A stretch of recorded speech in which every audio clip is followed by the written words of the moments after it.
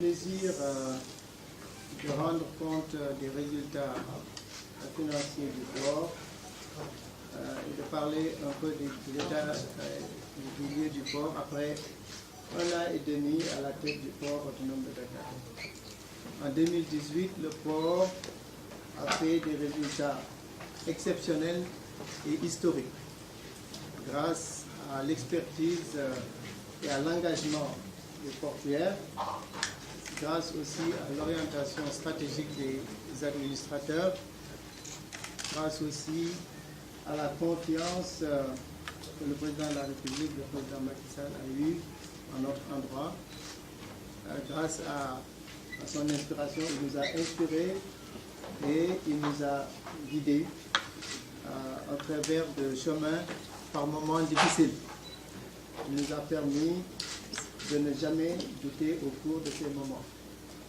Aujourd'hui, nous avons le plaisir de rendre compte de résultats que le port n'a jamais atteints.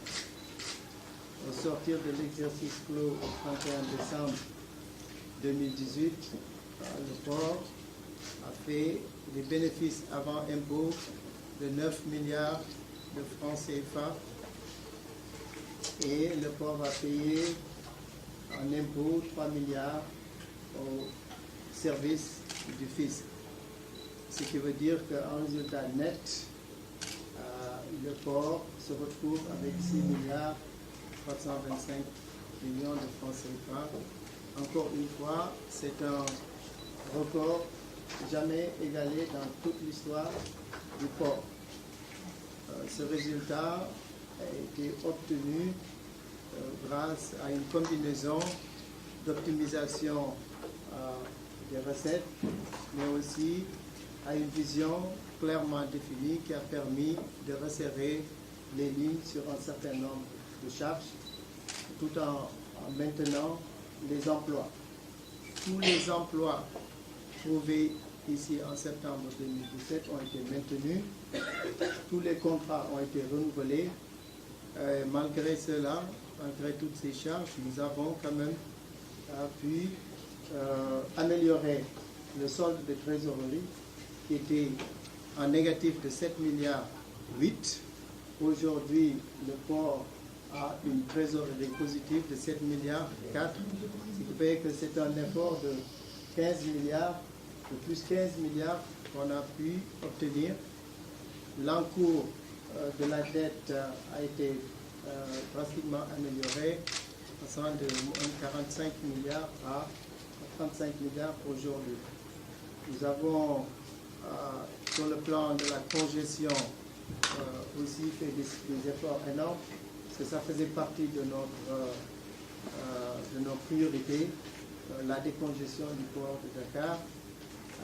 En septembre, nous connaissions des pics de congestion qui faisaient que les bateaux restaient en rade, des fois 15 jours, 10 jours, 20 jours, jusqu'à des pics de 30 jours. Aujourd'hui, en moyenne, les bateaux restent 3-4 jours, ce qui est une moyenne normale dans tous les ports du monde.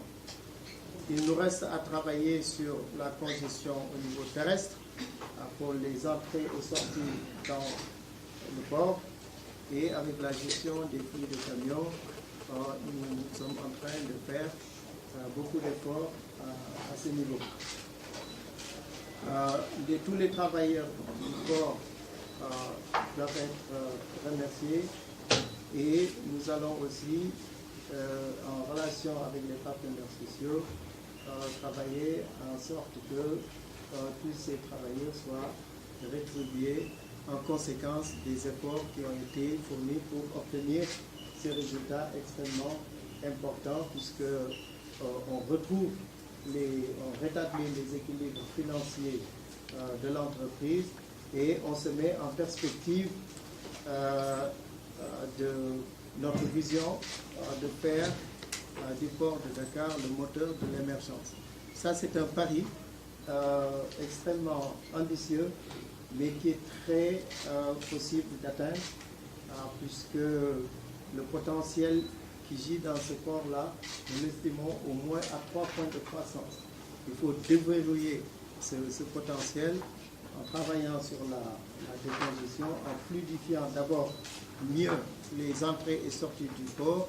Nous avons 1800 camions qui rentrent tous les jours dans le port, mais sans planification de ces entrées et sorties, vous avez la congestion que nous connaissons et qui font que les bateaux, juste pour la manutention d'un bateau de 40 000 tonnes de riz, vous pouvez avoir 20 jours pour la manutention. Donc il faut une efficacité opérationnelle pour permettre au port d'être beaucoup plus fluide. Nous travaillons sur 7 projets phares à travers un plan de transformation qui comprend 45 projets. Mais les 7 projets phares, il faudrait qu'on les démarre tout de suite. C'est d'abord le port de Ndayane qui devrait démarrer incessamment avec un ambitieux programme d'investissement de 3 milliards de dollars sur les 3 phases. Il nous faut démarrer la phase pilote de la gestion des flux de camions qui consiste à un système de rendez-vous fait qu'aucun camion ne rentre dans le port s'il a obtenu un rendez-vous. Il nous faut travailler sur le guichet unique qui est une plateforme électronique d'enlèvement de la marchandise. On n'a pas besoin d'avoir la paperasse toujours en main pour aller de bureau en bureau. Cette plateforme devrait permettre aussi d'accroître l'efficacité opérationnelle du port. La voirie et les ports secs. À la voirie, nous mettons 5 milliards dans le port aujourd'hui, y compris donc la réfection de toutes les voies, les routes à l'intérieur du port, mais aussi le plan de circulation. Les textes réglementaires, nous avons un règlement d'exploitation du port qui date de 1965. Nous avons commencé et nous allons finaliser ce nouveau règlement d'exploitation. Et enfin, le fonctionnement à feu continu. 24 heures sur 24, le port doit fonctionner. Il y a des segments qui aujourd'hui fonctionnent 24 heures sur 24, mais ce n'est pas tous les segments. Puisque c'est une chaîne, dès lors qu'il y a un segment qui ne fonctionne pas, on ne peut pas véritablement dire qu'il y a un fonctionnement H24. Donc, c'est les 7 projets phares sur lesquels nous allons entamer l'exécution tout de suite et pour faire de ce port en moteur de l'émergence, pour faire des jeunes portuaires les moteurs de l'émergence. Et ça, c'est extrêmement important. Je voudrais insister là-dessus. Nous avons un pari de faire du port le moteur de l'émergence, mais nous allons le faire avec les jeunes portuaires pour qui nous avons un ambitieux programme de formation sur les métiers portuaires, mais aussi sur tout ce qui tourne autour des métiers du gaz et du pétrole. Nous allons incessamment signer un accord avec l'UCAD, avec des jeunes qui vont travailler sur l'informatique et qui vont faire de ce port un smart port. Donc nous voulons engager tout le pays dans ce travail de faire du port un outil économique au service du plan Sénégal émergent. Et nous sommes persuadés que le port a tous les projets pour être inscrits dans le programme de Fast Track du président. Nous pensons que nous avons les projets les plus prêts pour exécuter l'ambition du président de la République dans ce nouveau mandat. Voilà ce que je voulais vous dire. Je vous remercie.